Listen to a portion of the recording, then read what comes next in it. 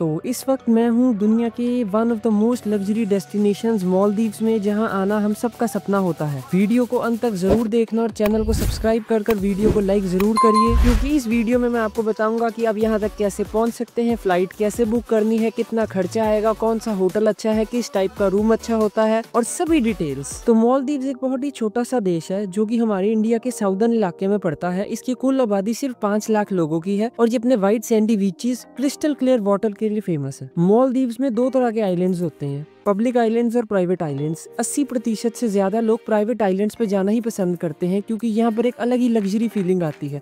हम भी एक ऐसे ही आइलैंड पर गए थे और एक ऐसे ही रिजॉर्ट में रुके थे जिसका नाम था कैंडेमा मालदीव्स, जिसको हम आगे वीडियो में अच्छी तरह से एक्सप्लोर करेंगे। और अगर बात करें यहाँ की करेंसी की, तो यहाँ पर चलता है मालदीवियन रुपया, और एक मालदीवियन रुपया की वैल्यू इंडियन रुपीज में लगभग 5.5 रुपए है। तो इसका मतलब है अगर हम इंडिया से 550 रुपए लेकर आते हैं तो वो मालदीवियन रुपीज में सिर्फ 100 रुपए बनेंगे। और मालदीव्स तक पहुंचना भी बहुत ही आसान है, ये हमारे देश के काफी करीब पड़ता है। मुंबई, दिल्ली, बेंगलोर जैसे बड़े शहरों से यहाँ पर आना काफी सस्ता है।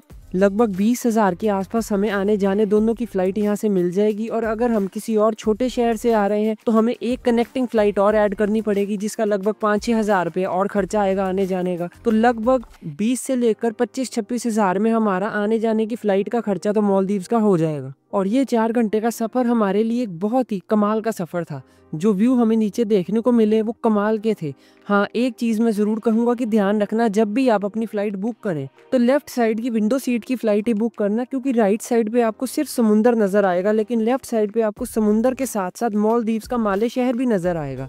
तो ये एक एक्सपीरियंस ऐसा है जो मिस करने वाला नहीं है। और जैसे ही आप मालदीव्स पहुंच जाओगे, एयरपोर्ट पर आपको वीजा ऑन अराइवल मिलेगा, और ये वीजा होता भी बिल्कुल फ्री है। मतलब ना ही ऑनलाइन अप्लाई करने की जरूरत है और ना ही कोई और पेपर वर्क करने की जरूरत है। सिर्फ हमको एक दिन पहले एक इमूगा नाम का फॉर्म फिल करना होता है, जो ऑनलाइन ही फिल हो जाता है। बस इमूगा फॉर्म फिल करने के बाद आपको एक QR कोड आएगा जो आपको एयरपोर्ट पे दिखाना होता है, और ये QR कोड 48 घंटे के लिए वैलिड होता है। बस इतना सिंपल सा प्रोसेस है ये।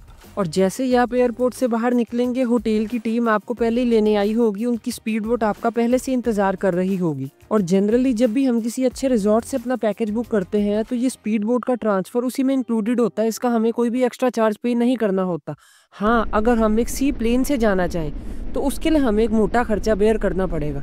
हम लोग तो स्पीड बोट से ही गए थे, लेकिन अगर आप जाना चाहें तो आप सी प्लेन से भी जा सकते हैं। आपका रिजॉर्ट उसकी भी फैसिलिटी प्रोवाइड जरूर करता होगा, लेकिन सी प्लेन का एक्सपीरियंस वाकई कमाल होता है। और जैसे ही हम अपने रिजॉर्ट यानी कैंडेमा मालदीव्स में पहुंचे तो वहाँ के स्टाफ ने कुछ ऐसे हाथ हिलाते हुए हमारा स्वागत किया। तो कैंडेमा मालदीव्स भी मालदीव्स के बाकी लग्जरी रिजॉर्ट्स में से एक है, जो कि एक प्राइवेट आइलैंड पर स्थित है। इसमें कई सारे प्रकार के कमरे हैं जिनकी रेंज 15,000 से लेकर 85,000 तक है, जिसमें स्टार्टिंग रेंज का कमरा एक नॉर्मल बीच स्टूडियो रूम है, और हायर रेंज में एक ओशन विला आएगा जो कि एक स्वीट विद प्राइवेट पूल भी होगा। हमने एक मिडल रेंज का विला बुक करवाया था जिसका नाम था sunrise beach pool villa with swirl pool. इसमें एक प्राइवेट पूल था और प्राइवेट जकूजी भी था। अब इसका मैं आपको रूम टूर जल्दी से दिलवा देता हूँ, क्योंकि ये बड़ा ही मजेदार कमरा था। ये इस रूम की एंट्रेंस है जो कि इसकी बैक साइड से है। अंदर जाते ही हमारे सामने एक शानदार सा बेड है और पीछे ब्लू कलर का बड़ा ही पॉजिटिव वाइब्स वाला इंटीरियर है। बाहर प्राइवेट पूल नजर आ रहा है और एक छोटा सा टीवी भी लगा हुआ है। वैसे तो यहाँ पर टीवी देखने का इतना मन करेगा नहीं, क्योंकि नज़ारा ही काफ़ी है हमारे लिए। यहाँ पर बॉटल्स हैं पानी की, केटल है, टी कॉफ़ी बनाने का सामान है, और लेफ्ट हैंड साइड पे क्लोजेट है जहाँ पर बड़ी सुंदर सी कलरफुल बीच स्लीपर्स पड़ी हुई हैं। ये नॉर्मल चप्पलें नहीं है जो होटल्स में दी जाती है, प्रॉपर बीच स्लीपर्स हैं। और इनके टावल भी बाकी होटल्स की तरह वाइट नहीं है, ब्लू और वाइट बड़े कलरफुल से टावल हैं, देखने में बड़े ही अच्छे लग रहे हैं। बाथरूम भी बड़ा स्पेशियस है, पूरी नेचर की फील के साथ इसे बनाया गया है। इसमें बाथ टब भी है और साथ में जकूजी भी है, और सामने शावर भी दिया गया है, और सिटिंग भी है। हर चीज एक ही कमरे में दी हुई है, किसी भी चीज की कमी है ही नहीं। एक बड़ी लग्जरी सी फीलिंग आ रही है। अब इस कमरे से बाहर चलते हुए हम मेन चीज तक चलते हैं, जो कि है इसकी आउटडोर सिटिंग और प्राइवेट पूल। यहाँ पर बैठकर चाय पीने का मजा अलग ही होगा, ऐसी फीलिंग शायद ही फिर कभी लाइफ में देखने को मिले। तो ये एक्सपीरियंस लाइफ में एक ना एक बार करना तो जरूर बनता है। और ये प्राइवेट पूल इतना सुंदर और इतना साफ और बिल्कुल बीच पर स्थित है। पूल को पार करते ही हमें सीधा सामने बीच मिलेगा, जो एरिया हमारा लगभग प्राइवेट ही होगा। तो ओवरऑल ये रिजॉर्ट बहुत ही बड़ा रिजॉर्ट है। इसमें कुल 270 से ज़्यादा कमरे हैं और 2 किलोमीटर से ज़्यादा में फैला हुआ है।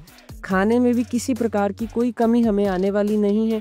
इंडियन फूड भी यहाँ पर अवेलेबल है और हमने जो पैकेज लिया है उसमें तीनों मील्स इंक्लूडेड है और ये पैकेज हमें लगभग 45,000 के पास एक रात का पड़ा था। और इसका रेस्टोरेंट भी काफ़ी बड़ा है जहाँ पर हमारी तीनों मील सर्व की जाती हैं और यहाँ पर हमें खाने की पूरी वैरायटी मिलने वाली है, वेज से लेकर नॉन वेज तक, इंडियन से लेकर बाकी इंटरनेशनल क्यूजीन्स तक। यहाँ पर ग्लूटेन फ्री कॉर्नर भी है,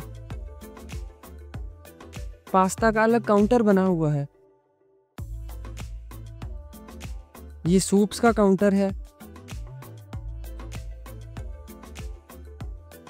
और यहाँ पर आगे आते हुए हम देखते हैं तो यहाँ पर पापड़ पड़े हुए हैं। अरे वाह, इंडियन चीज एक और मिल गई। तो अब हम सामने की तरफ चलते हैं। बाकी अगर हम किसी भी ऐसे होटल में रहते हैं तो खाने पीने की तो कोई भी प्रॉब्लम नहीं आएगी, क्योंकि प्राइवेट आइलैंड वाले सभी होटल्स में ऐसे रेस्टोरेंट्स बड़े बड़े बने होते हैं जहाँ पर हर तरह की क्यूजीन मिलती है। और इन सब के अलावा यहाँ पर हमें फ्रूट्स मिल जाते हैं देखने को, ग्रेन्स मिल जाती हैं देखने को, मार्शमेलोज पड़े हुए हैं, कुकीज़ पड़ी हुई हैं, अलग अलग तरह के मीठे पड़े हुए हैं, पेस्ट्रीज पड़ी हुई हैं, कितनी सारी ऑप्शंस हैं। फ्रूट्स में भी कितनी ऑप्शंस है, फ्रेश फ्रूट्स में। और यहाँ पर चॉकलेट्स पड़ी हैं, चॉकलेट सॉस है, अलग अलग तरह की टॉपिंग्स हैं, सैलड्स हैं अलग अलग तरह के, स्प्राउट्स हैं। तो कुल मिलाकर कहा जाए तो हर तरह की चीज़ का यहाँ पर ध्यान रखा गया है। मुझे किसी भी प्रकार की कोई भी कमी इनके खाने में नहीं नज़र आई। हाँ, ये बात ज़रूर है कि अगर हम इंडिया से कंपेयर करेंगे तो वैसा खाना तो यहाँ पर नहीं मिलेगा, क्योंकि वहाँ का हवा पानी अलग है, यहाँ का हवा पानी अलग है। लेकिन एक फॉरेन कंट्री के हिसाब से यहाँ पर खाने को काफ़ी अच्छी तरह से बनाया गया है। मतलब एक बाहर के देश के हिसाब से मुझे यहाँ पर खाने में इतनी कोई दिक्कत नहीं आई कि मुझे लगे यार की चीज़ों का टेस्ट बहुत ही अलग है, ऐसा कुछ नहीं है। बाकी इसी रेस्टोरेंट में हमारी तीनों मील सर्व की जाती थी, चाहे ब्रेकफास्ट हो, चाहे लंच हो, चाहे डिनर हो, तीनों में ही मुझे बहुत मज़ा आया। हाँ, और एक और चीज़, मालदीव्स की एक और बड़ी फेमस चीज़ है फ्लोटिंग ब्रेकफास्ट, जिसमें आपका ब्रेकफास्ट आपको आपके प्राइवेट पूल में तैरता हुआ मिलता है। इसका भी कई लोगों को बहुत शौक होता है। हालांकि इसका खर्चा काफ़ी ज़्यादा होता है, इसके लिए हमें $100 मतलब लगभग 8500 रुपये पे करने पड़ते हैं। हमने तो इसे नहीं लिया था। वैसे अगर आप 5 दिन और 4 रातों का पैकेज लो तो ये उसमें फ्री मिलता है, कॉम्प्लीमेंट्री। लेकिन हमारा पैकेज 4 दिन और 3 रातों का था, इसलिए हमें फ्री नहीं मिल पाया और हमने इसके लिए एक्स्ट्रा चार्ज पे भी नहीं किए थे, तो इसलिए हम ये एक्सपीरियंस नहीं ले पाए। लेकिन अगर आप लेना चाहें तो ले सकते हैं, एक डिफरेंट एक्सपीरियंस होता है ये भी। बाकी अपनी फ़ोटोज़ खींचना कभी मत भूलना, क्योंकि ऐसा एक्सपीरियंस फिर कभी लाइफ में शायद ना मिले। और वैसे भी इस होटल का और इस पूरी डेस्टिनेशन का एक एक कोना इतना फोटोजेनिक है कि आपका देखकर मन ही नहीं करेगा उसे छोड़ने का। और पानी तो यहाँ पर इतना कमाल का है कि इतना साफ़ पानी तो आज तक कभी नहीं देखा होगा। और यहाँ की नाइट लाइफ भी बहुत ही अच्छी है, क्योंकि वैसे भी हम एक प्राइवेट आइलैंड पर है तो अपने होटल से बाहर तो हम जा नहीं सकते, ना ही बाहर यहाँ पर कुछ करने के लिए होता है। तो हर तरह की जो भी एक्टिविटीज़ है, चाहे दिन की है चाहे रात की है, वो होटल के अंदर ही होती हैं। जैसे यहाँ पर रोज़ रात को अलग अलग तरह के डांस परफॉर्मेंसेस चलते हैं, जहाँ पर हम भी पार्टिसिपेट कर सकते हैं। काफ़ी मज़ेदार एक्सपीरियंस होता है ये। और ड्रिंक्स भी सभी तरह की होटल में ही मिलती हैं। वैसे मालदीव्स में अल्कोहल बाहर अलाउड नहीं है, लेकिन जिन होटल्स के पास लाइसेंस होता है वो अंदर पिला सकते हैं। चार्जेस आपको पे करने पड़ेंगे, ये कॉम्प्लीमेंट्री नहीं होता, लेकिन आपको हर तरह की drink, alcoholic, non alcoholic hotel available करवा के देगा। और अगर बाकी एक्टिविटीज़ की बात की जाए जो दिन में की जाती हैं, उनमें वो सभी जो भी बीच एक्टिविटीज़ होती हैं वो होटल में ही मिल जाएंगी। हालांकि उनके लिए हमें अलग से पे करना होगा। हालांकि हमने कोई और एक्टिविटी नहीं की थी, लेकिन स्कूबा डाइविंग हमने ज़रूर की थी और ये भी एक once in a lifetime experience था हमारे लिए। बहुत मज़ा आया था, आप भी इसे ज़रूर ट्राई करना। और बीच पे घूमना अपने आप में एक बड़ी अच्छी एक्टिविटी है, जिसमें नेचर का ऐसा आनंद उठाया जाता जैसा और कहीं मिल ही नहीं सकता। तो वो तो हम रोज़ ही करते थे।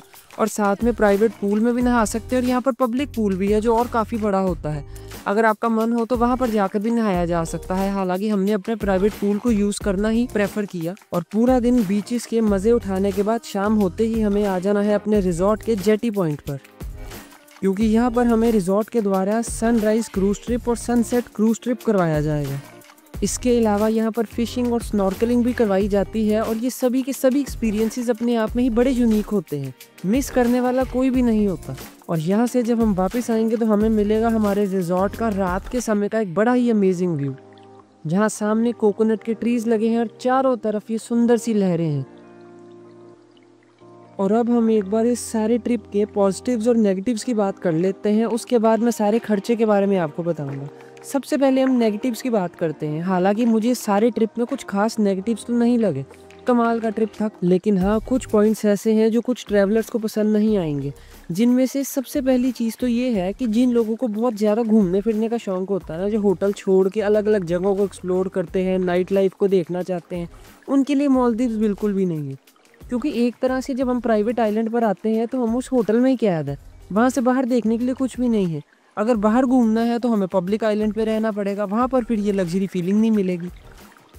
दूसरा नेगेटिव पॉइंट ये है कि जो वाटर विला होता है ना, जिसकी इतनी हाइप बनाई गई है मालदीव्स में, हर कोई वाटर विला में रहना चाहता है जो पानी के बीच में बना है, वो यहाँ पर बहुत महंगा है। लगभग 70-80 हज़ार रुपये एक रात का किराया होता है उसका, हर कोई उसे अफोर्ड नहीं कर सकता। तो एक मेन एक्सपीरियंस है वो बहुत महंगा होने के कारण रह जाता है लोगों का। तीसरी चीज ये है कि जिनको शॉपिंग करने का बहुत शौक है ना, उनके लिए मालदीव्स में कुछ भी नहीं है। इवन कि अगर हमें वापसी में जाते वक्त रिश्तेदारों के लिए कोई गिफ्ट भी लेने हो ना, वो भी हमें अपने वहाँ के एयरपोर्ट से लेने पड़ेंगे, यहाँ पर कुछ भी नहीं मिलेगा। और चौथा नेगेटिव पॉइंट ये है कि जिन लोगों को बड़े बड़े ट्रिप लगाने का शौक है ना, जिन्हें 10, 15, 20 दिन, महीने का ट्रिप लगाना होता है, उनके लिए मालदीव्स बिल्कुल भी नहीं है। यहाँ पर आप 2, 3, हद 5 दिन से ज्यादा नहीं रह सकते, क्योंकि सिर्फ प्रॉपर्टी ही है जो देखने वाली है, उसमें आप 5 दिन से ज्यादा तो रह ही नहीं पाओगे। तो ये कुछ नेगेटिव पॉइंट्स हैं जो मुझे लगे हैं। इसके अलावा पॉजिटिव पॉइंट्स की तो लिस्ट बहुत ही बड़ी है। सबसे पहले तो यहाँ की लग्जरी फीलिंग, यहाँ की रिलैक्सिंग फीलिंग, इसके जैसा तो और कहीं पे मिल ही नहीं सकता। और जो सबसे मेन पॉजिटिव पॉइंट है ना, वो है यहाँ पर पहुंचने की इजीनेस। मालदीव्स आना हम इंडियंस के लिए बहुत इजी है।